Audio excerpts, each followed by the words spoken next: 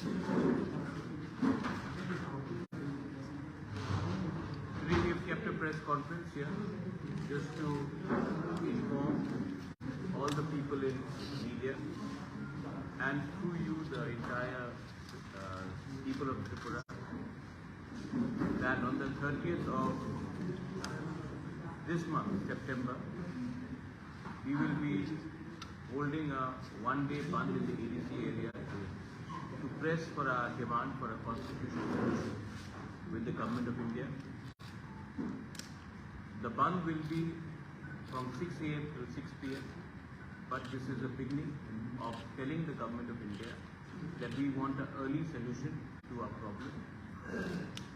And on the 30th of September, फिर से मैं रिपीट कर रहा हूँ, 30 तारीख सितंबर में अपने डिमांड को प्रेस करने के लिए गवर्नमेंट ऑफ इंडिया से हम एक आवाज़ की प्रासा बन के एडीसी एरिया में 12 घंटा का बंद रखेंगे। सब इसेंशियल सप्लाईज को हम आने जाने देंगे, एम्बुलेंस को आने जाने देंगे, लेकिन त्रिपुरा में 30 सितंबर में 6 बजे से सवेरे से लेकर 6 बजे शाम तक पूरा त्रिपुरा बंद रहेगा।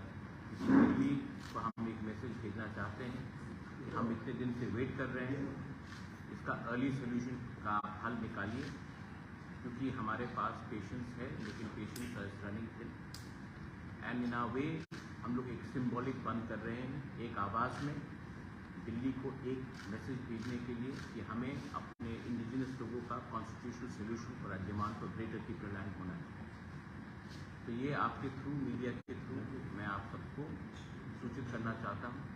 त्रिपुरा मौथा 30 सितंबर को एडीसी में पूरा दिन बंद रखेगा और मैं पूरे पब्लिक को, स्टूडेंट्स को, महिला को, जो भी अपना जिज्ञासा है, जिसको लगता है कि हमारे साथ न्याय नहीं हुआ, पार्टी के साथ नहीं, जाति के साथ न्याय नहीं हुआ और हमें संवैधानिक सलूशन चाहिए, इसके लिए हम लोग ये कर रहे हैं।